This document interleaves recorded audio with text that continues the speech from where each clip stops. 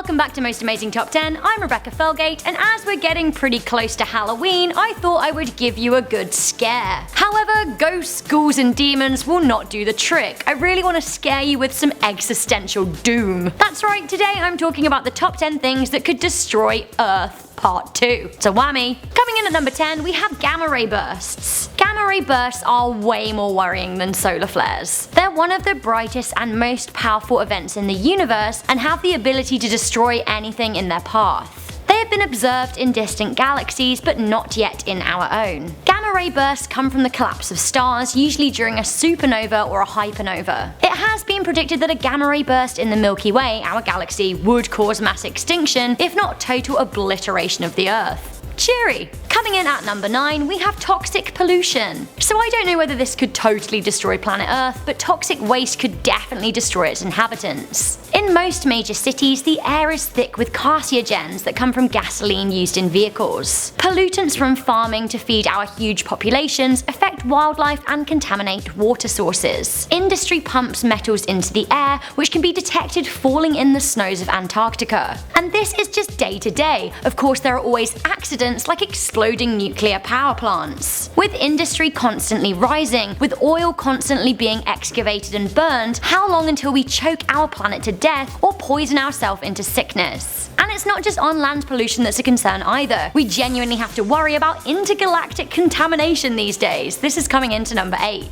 NASA employs full-time galaxy defenders, and keeping the Earth safe from cosmic contamination is one of their duties. In our modern age of space travel and adventure, more than ever, equipment and astronauts are setting foot in new realms. We have no idea how particles or matter from these realms would affect Earth if they were introduced. In the past, traveling from one country to another has had huge effects. For example, almost the entire wine production of Europe was halted at one point when phylloxera was introduced from North America by accident. We don't want to accidentally bring something home that disrupts the order of things, possibly to a catastrophic effect. Coming into number 7, we have the collapse of ecosystems. So when you were little, did you ever ask your parents or teachers why we couldn't just kill all the wasps or the spiders? It seemed perfectly reasonable because they're pests and you couldn't see a reason for them in life. Then of course the older and wiser person would say, well, you know, who would trap and eat the flies, and what would the birds or frogs eat? Without spiders, we would be overrun by flies and birds and frogs would suffer. Everything at the moment is linked in an ecosystem, and our existence depends on a fine balance of other existences. Despite knowing that, humans are cutting down forests left, right and centre to make more space for our growing population. Reportedly, around 30,000 species are vanishing every year because of our effect on our environment, meaning we are causing mass extinctions. Who knows when we will kill off something that we really need and what effects that will have on the food chain. Coming into number 6, we have global warming. So you can argue about the cause of it all you want, but the weather on planet Earth is fluctuating and it is more unstable than we have ever known it throughout the period of human history.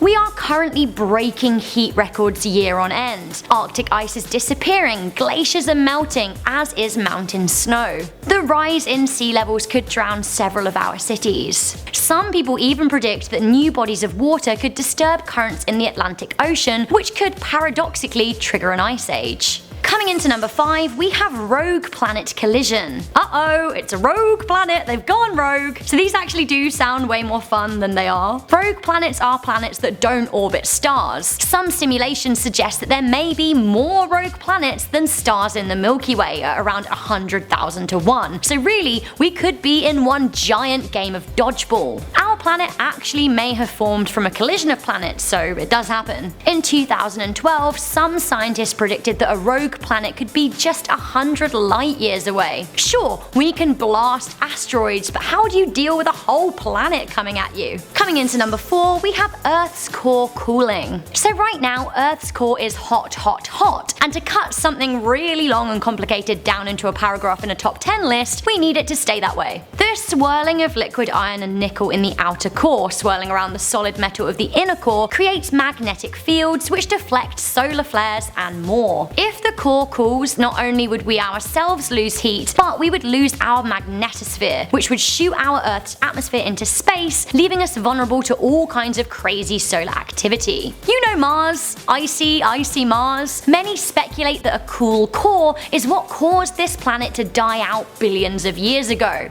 There's really not much going on there now. No immediate worries though, our core isn't set to cool for tens of billions of years. One more immediate worry though is that humans are currently trying to dig a hole to the mantle of the Earth which protects the core. While I'm sure we really couldn't prod hard enough, some are not sure that poking the mantle is a good idea. I guess we'll see. Coming into number 3, I don't think this is very probable, but we have robots. Robots! Many people fear that robots will take over the world, but I'm not particularly afraid of them destroying it. Humans have yet to evolve to something beyond our current state, but when you think about it, our next stage of evolution could be computers or robots, which are often more durable than we are. In some crazy dystopian future, robots could become top of the food chain. However, they would likely know how to look after planet Earth better than we do. Coming into number 2, we have divine intervention. I personally am pretty skeptical about this one, but any good skeptic should also be skeptical of their own beliefs and acknowledge that anything could happen to change their mind at any time. For some religious people, this may seem like a distinct possibility. For the agnostic among us, we also have to admit that we do not know how the world was created, therefore there are mysteries to the universe that we do not yet understand. If God created the world and stars, could God not very well destroy them? If the world started with a big bang, could it end with one? Finally, for me, I think the most likely way that our world will end on this list is our number 1, which is egos. War comes from a clash of egos. Failing to acknowledge global warming comes from an egotistical view. Oil is money, so those with huge egos want to burn it, so long as it lines their pockets, eh? Egos are the enemy of science and prevention. Egos are the enemy of learning. A person who cannot put aside their ego to accept new information that challenges what they may have previously believed is a very dangerous person indeed. Unfortunately, the world is filled with egos, and the biggest egos tend to run countries.